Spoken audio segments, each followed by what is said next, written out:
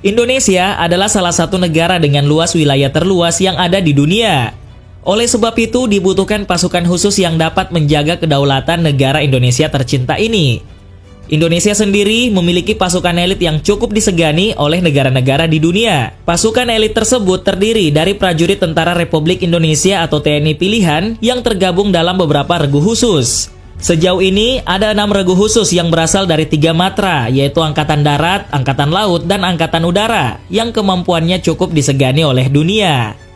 Namun, Indonesia tercatat mempunyai beberapa satuan elit yang sangat mematikan, yang kiprahnya sudah sangat diakui oleh dunia.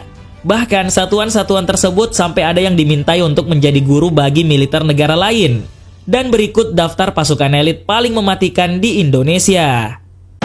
Kopassus. Salah satu tentara elit yang dimiliki oleh negara Indonesia adalah Komando Pasukan Khusus atau Kopassus, yang merupakan bagian dari Komando Utama Tempur yang dimiliki oleh TNI Angkatan Darat. Diketahui bahwa Kopassus memiliki kemampuan khusus seperti bergerak cepat di setiap medan, menembak dengan tepat, pengintaian, dan anti-teror. Tugas Kopassus operasi militer perang diantaranya adalah direct action serangan langsung untuk menghancurkan logistik musuh, combat SAR, anti-teror, advanced combat intelligence atau operasi intelijen khusus.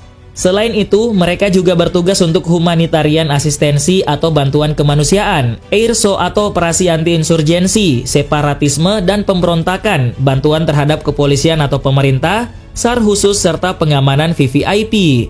Dikarenakan misi dan tugas operasi yang bersifat rahasia, mayoritas dari kegiatan tugas daripada satuan Kopassus tidak akan pernah diketahui secara menyeluruh. Contoh operasi Kopassus yang pernah dilakukan dan tidak diketahui publik seperti penyusupan di pengungsian Vietnam di Pulau Galang untuk membantu pengumpulan informasi dengan pihak Amerika Serikat atau CIA.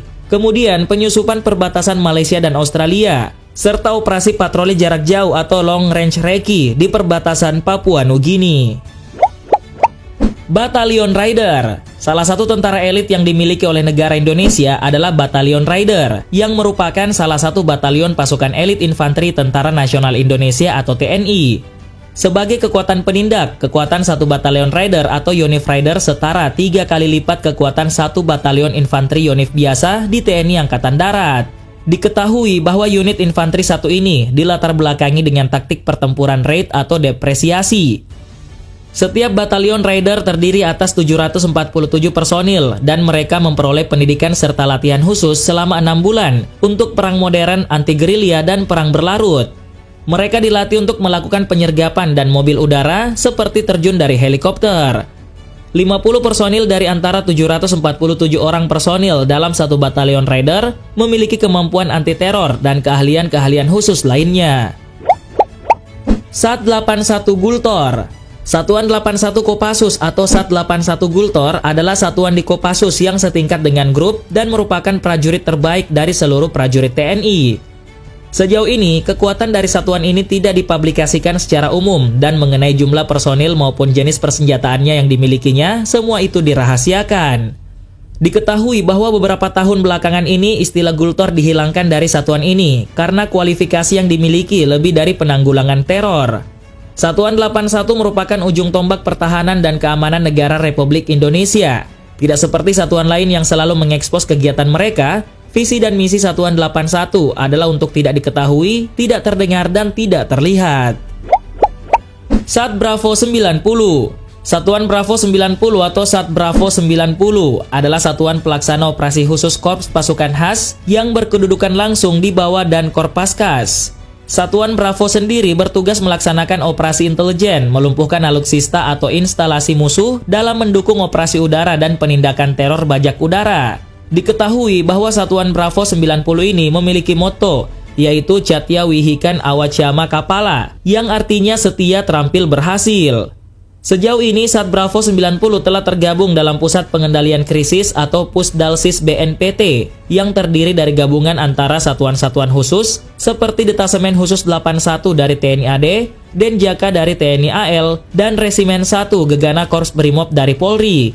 Diketahui bahwa Pusdalsis yang terdiri dari gabungan satuan-satuan elit TNI Polri ini ditugaskan sebagai pasukan penanganan teror untuk dikirim bila terjadi aktivitas terorisme seperti pembajakan pesawat.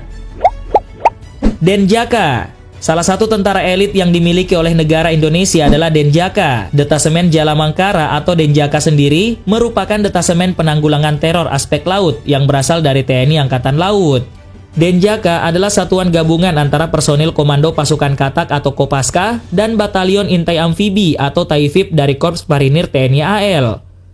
Diketahui bahwa tidak banyak prajurit TNI yang bisa lolos dalam pendidikan untuk menjadi anggota Denjaka. Dari ratusan prajurit yang ikut pendidikan, hanya sekitar 50 yang terpilih menjadi anggota Denjaka. Hal ini disebabkan karena anggota Denjaka wajib memiliki IQ tinggi dan harus kuat menjalani latihan keras dan mengancam nyawa. Berdasarkan informasi yang berhasil didapatkan, satu anggota Denjaka setara dengan 120 prajurit TNI biasa. Yon Taifib. Salah satu tentara elit yang dimiliki oleh negara Indonesia adalah Batalion Intai Amfibi atau Yon Taifib, yang merupakan satuan elit Korps Marinir yang memiliki spesialisasi dalam operasi pengintaian amfibi atau Amphibious Reconnaissance dan pengintaian khusus atau Special Reconnaissance. Diketahui bahwa satuan ini sebanding dengan halnya Grup 3 dari Sandi Yuda Kopassus dalam jajaran TNI Angkatan Darat, yang dikenal dengan nama KIPAM atau Komando Intai Para Amfibi. Untuk menjadi anggota Yon Taifib sendiri, calon prajurit harus memenuhi persyaratan mulai dari mental, fisik, kesehatan, dan telah berdinas aktif selama 2 tahun. Salah satu program latihan bagi siswa pendidikan Intai Amfibi adalah berenang dalam kondisi tangan dan kaki terikat sejauh 3 km. Ton Taipur. Salah satu tentara elit yang dimiliki oleh negara Indonesia adalah Peleton Intai Tempur atau sering disebut sebagai Ton Taipur, yang merupakan pasukan kualifikasi intelijen tempur Kostrad. Diketahui bahwa pembinaan satuan elit ini berada di Yon Satria Sandi Yuda dan dalam pengoperasian di bawah kendali Panglima Kostrad yang berkemampuan Trimatra.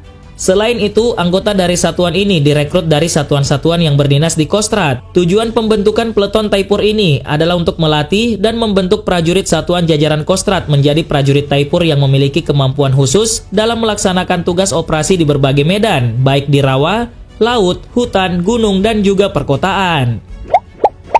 Kopaska. Salah satu tentara elit yang dimiliki oleh negara Indonesia adalah Komando Pasukan Katak atau Kopaska yang merupakan pasukan khusus dari TNI Angkatan Laut. Saat ini Kopaska terbagi menjadi 3 komando, yakni Satuan Komando Pasukan Katak Armada 1 yang ada di Pondok Dayung, Jakarta Utara, Satuan Komando Pasukan Katak Armada 2 yang ada di Surabaya, dan Satuan Komando Pasukan Katak Armada 3 yang ada di Sorong. Diketahui bahwa tugas utama dari pasukan ini adalah peledakan atau demolisi di bawah air, termasuk sabotase atau penyerangan rahasia ke kapal lawan, dan sabotase pangkalan musuh, torpedo berjiwa atau kamikaze. Selain itu, pasukan ini juga bertugas menghancurkan instalasi bawah air, pengintaian, mempersiapkan pantai pendaratan untuk operasi amfibi yang lebih besar, serta anti-teror di laut atau maritime counter-terrorism. Paskas. Salah satu tentara elit yang dimiliki oleh negara Indonesia adalah Korps Pasukan Khas TNI Angkatan Udara atau Paskas, yang biasa disebut dengan Baret Jingga, merupakan pasukan khusus yang dimiliki TNI Angkatan Udara. Paskas sendiri merupakan satuan tempur darat berkemampuan 3 matra, yaitu udara, laut, dan darat. Diketahui bahwa setiap prajurit Paskas diharuskan minimal memiliki kualifikasi para komando atau parako untuk dapat melaksanakan tugas secara profesional. Kemudian, para prajurit juga ditambahkan kemampuan khusus kematra-udaraan sesuai dengan spesialisasinya.